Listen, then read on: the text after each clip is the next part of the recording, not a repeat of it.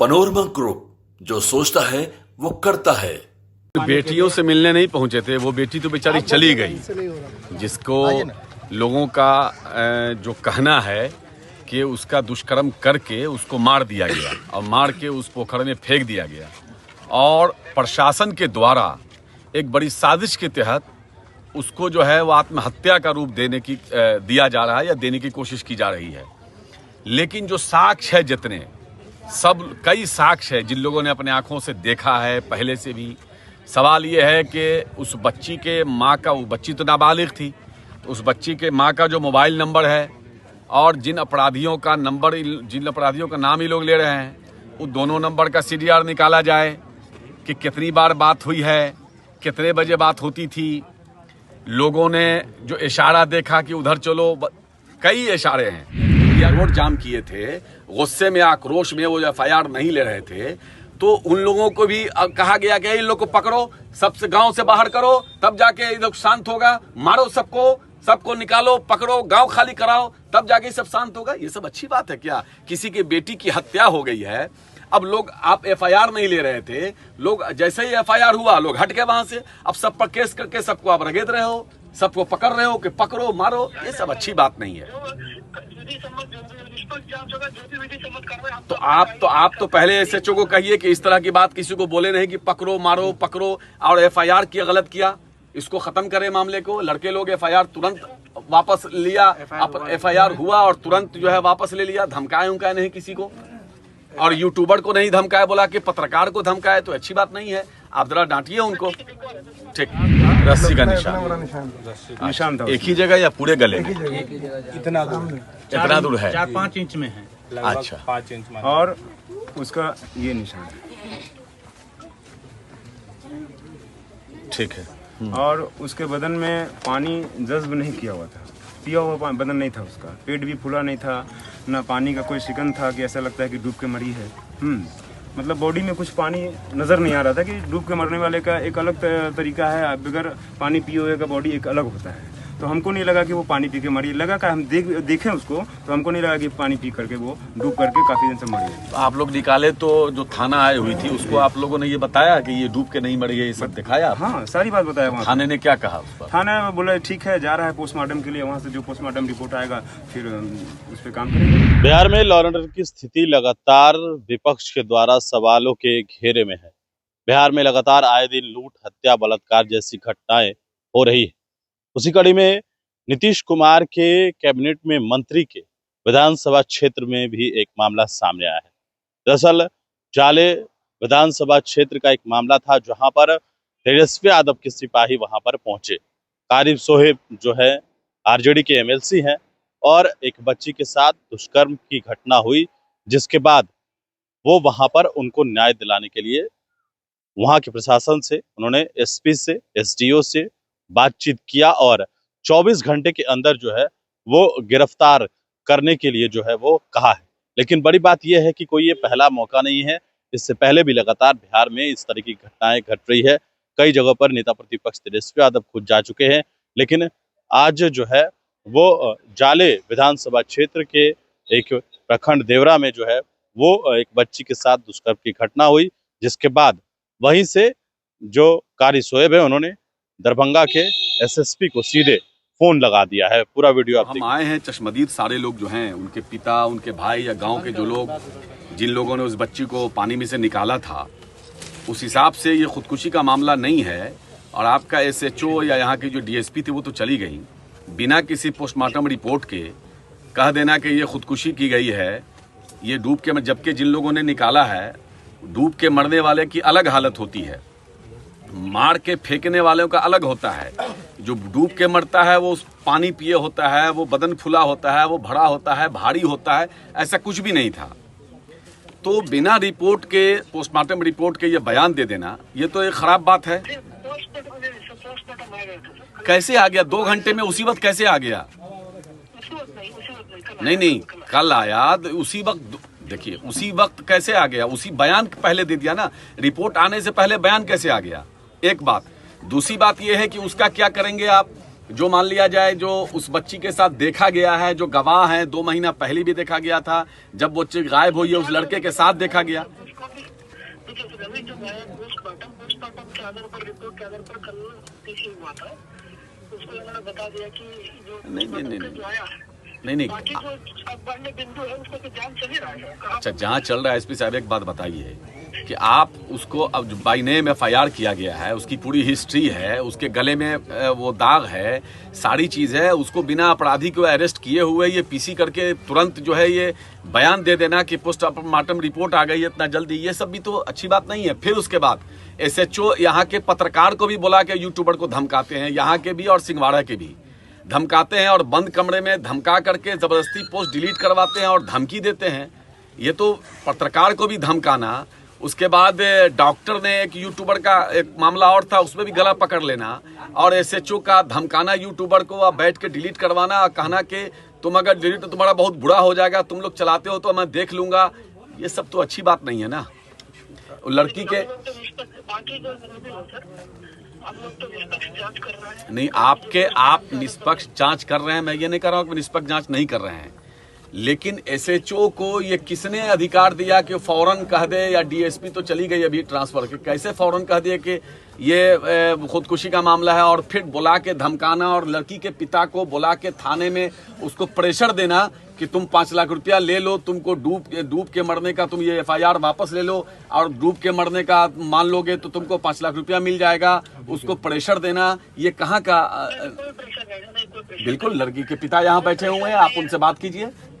लड़की के पिता को प्रेशर दिया गया SHO के द्वारा और आप कह रहे हैं कि लड़की के पिता का बयान आप लेंगे ना? वो भी निष्पक्ष जांच हो रहा है सर, अभी तो पोस्टमार्टम रिपोर्ट आया उसके तो जांच के दायरे में नहीं, आप सुना जाए, आपको मैं इसलिए कह रहा हूं कि जांच के दायरे में इस बात को भी लाइए और थाने का CCTV कैमरा से देखिए कि लड़की के पिता को धमकाया जा रहा है कि नहीं, प्रेशर दिया जा रहा है कि नहीं, और यूट्यूबर को बुला करके उसको बंद कमरे में धमकाया गया कि नहीं, उसको भी ये पोस्ट डिलीट करो ये कहा गया कि नहीं, और नहीं तो तुम्हारा ये हो जाएगा वो हो जाएगा, उसको वो पोस्ट डिलीट करवा दिया जबरदस्ती बैठ करके, ये तो CCTV में देखने की चीज है।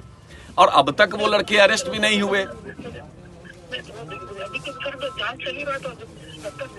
हाँ, तो मैं आपको ये सब जानकारी दे रहा हूँ कि इन सब को जांच के दायरे में लाइए और यहाँ के लोगों से, यहाँ के जी, और यहाँ के 4-5 लोग हैं, वो लोग कल मिलेंगे आपसे जाकर के और मिल के अपना बयान दर्ज कराएंगे, आपको लिखित में देंगे। इन लोगों के पास जो सबूत है कि इन लोगों को पूरा विश्वास है कि उसकी हत्या करके पानी में फेंका गया, वो सारे सबूत आपको देंगे, उन सब को जांच के वजह। लेकिन अब तक उन लड़कों का अरेस्टिंग क्यों नहीं हुआ?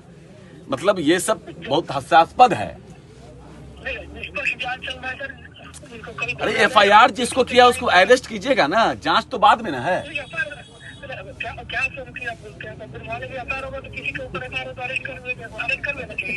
अरे FIR बाई नेम FIR हो रहा है और यहाँ छोटे छोटे मामले में तो आप किसी को भी अरेस्ट कर लेते हैं, किसी के साथ भी कुछ करते हैं, छोटे छोटे मामले में झगड़ा लड़ाई हो जाता है तो आप ये कर लेते हैं। लेकिन इतना बड़ा मामला है, सारे लोगों का जो कहना है, ये सारे लोग तो गलत नहीं है, आप जांच कर रहे हैं।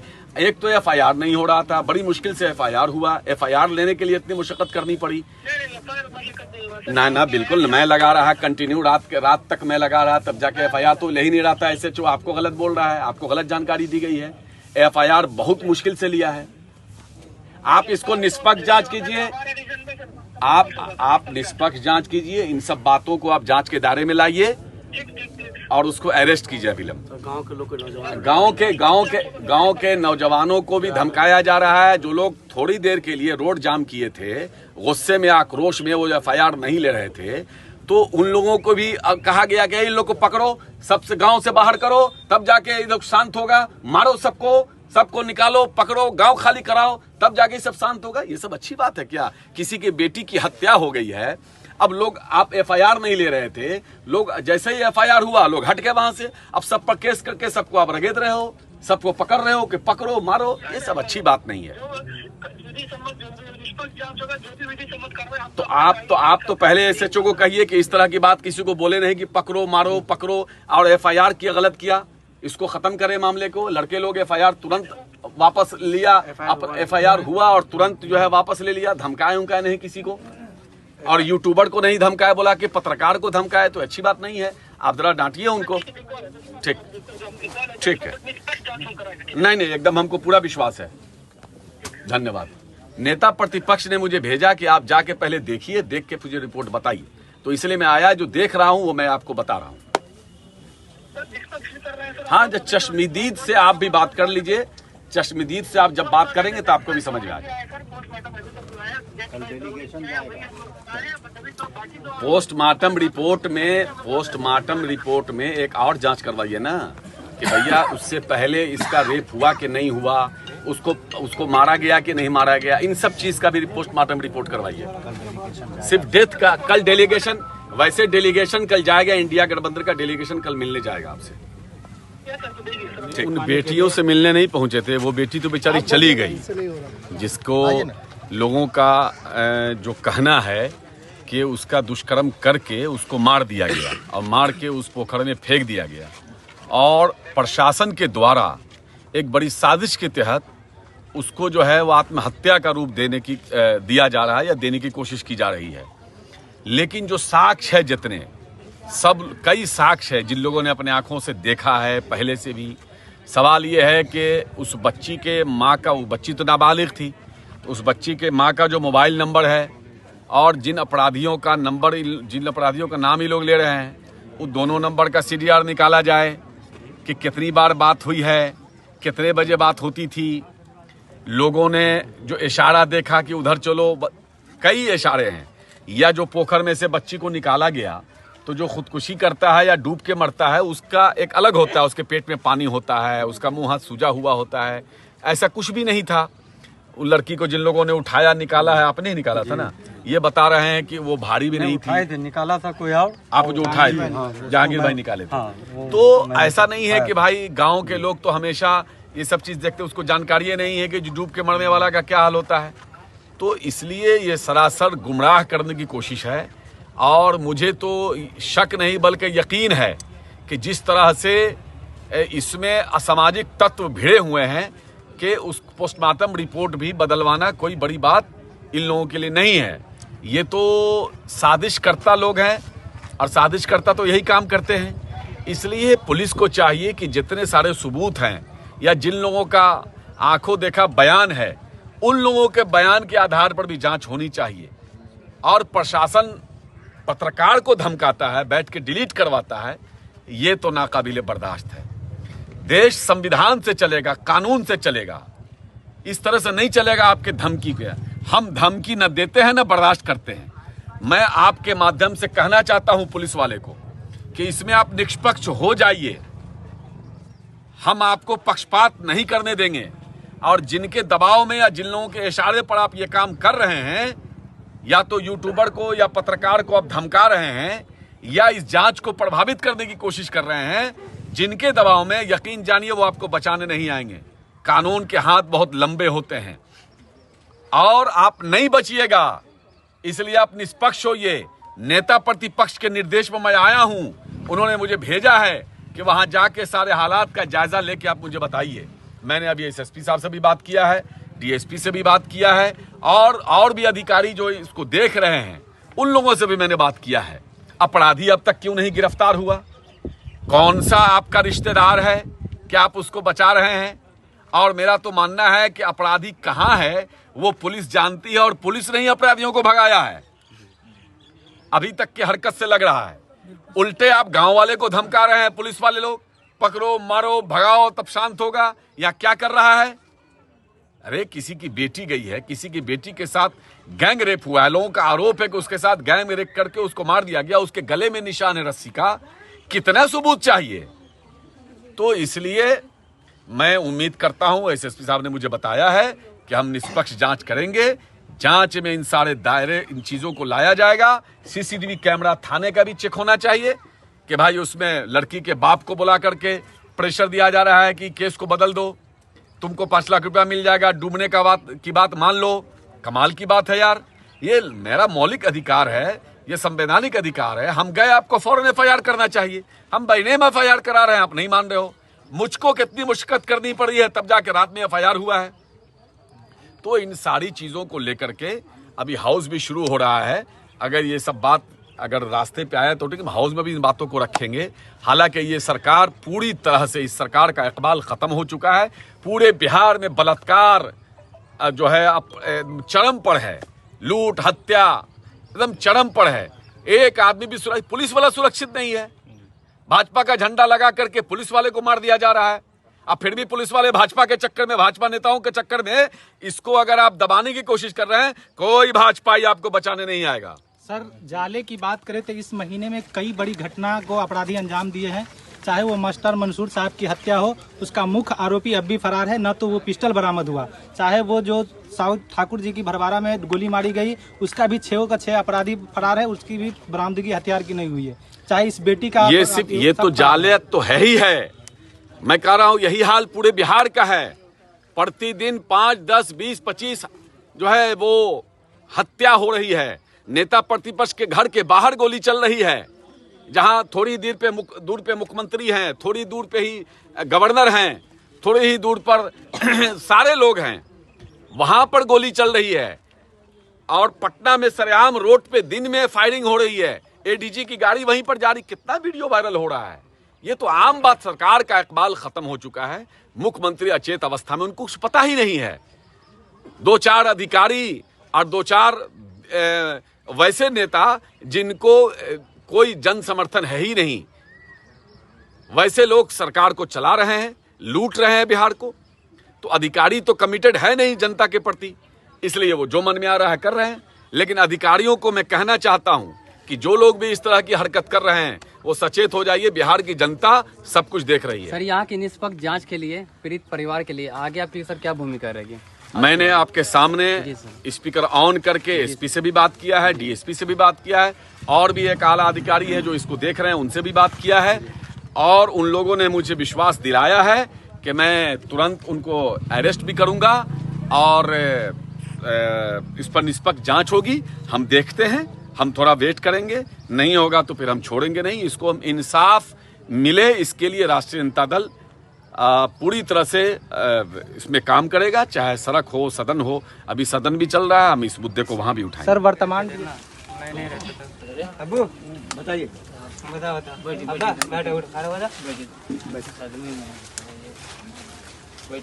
देखिए, बच्ची तो जानी थी, चली गई। आप अपने सेहत को खराब करेंगे तो बाकी बच्चों की भी जिंदगी तबाह होगी। अब उसका जो है क्या हल होगा वो किया जाएगा। हम लोग सब लोग साथ हैं, पूरा समाज, पूरा इलाका, सभी धर्म समुदाय के लोग आपके साथ हैं। ये इंसानियत की बात है। तो कुछ जानकारी आपको हो तो बताइए आप, तो हम तभी ना हम लोग बात करेंगे। क्या जिन लड़कों का आपने FIR में नाम लिखाया है, वो लड़के पहले भी उसके पीछे पड़े रहते थे? वो लड़का उससे 3 महीना पहले उसके घर पे मैं झगड़ा करके आया था। उस लड़के के घर पे?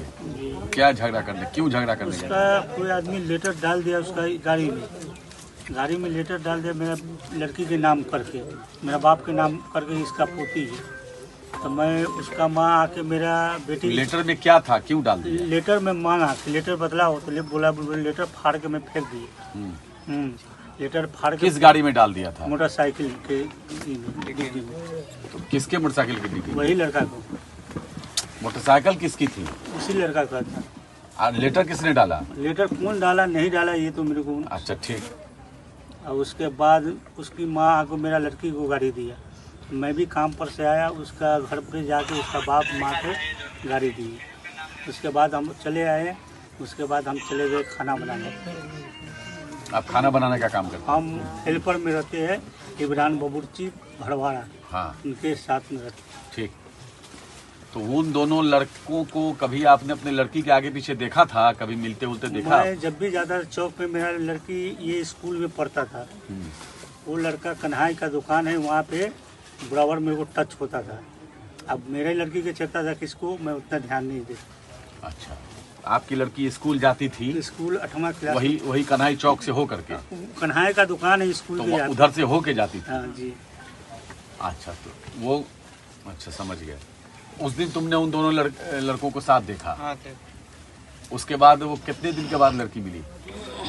वही रात दिन को मिली सुबह सुबह। दूसरे दिन? दूसरे दिन मिली लाश। तो रात भर आप लोग तलाशे उसको? हाँ, उसको तलाश है, कहीं नहीं मिली? कहीं नहीं मिली। तो लाश का पता कैसे चला? लाश का पता उधरी से चला, वो उधर अम्मी गई थी हरने, तो गुरनिया से बोली कि इधर पोखर में कोई डूबा हुआ है, समझे। वही बोली तो अम्मी गई हाली से, फिर बोली हमको फोन करके, तो मैं गया। तो निकाला आप लोगों ने, तो उस बच्ची पर कोई निशान उशान था किसी तरह का? लेकिन हम नहीं थे यहाँ। निकालने वाले वो हम निकाले उसको, देखें कि बहुत सारे लोग जमा हुए हैं, पूछे, बोले आपके गांव की बच्ची है। तो हम गए, एक आदमी को और ऊपर किए, कोई जाने वाला नहीं था, बहुत सारा लोग थे लेकिन नहीं जाना चाहते थे। हम दरोगा बाबू के सामने में, छोटा बाबू थे, उनके सामने में वो हमको बोले कि आप जानते हैं तैरना, तो आप जाकर के निकाल सकते हैं। तो हम एक हैदर नाम के लड़का मेरे गांव का ही है, उसको लिए और गए, छलांग मारे, निकाले। तो उसका सर नज़र आ रहा था और ये कांधा नज़र आ रहा था। जब निकाल करके बाहर आए तो उसके गला पे एक निशान था, किस चीज़ का है वो पता नहीं, गला पे निशान था। नहीं, निशान किस तरह का था? दाग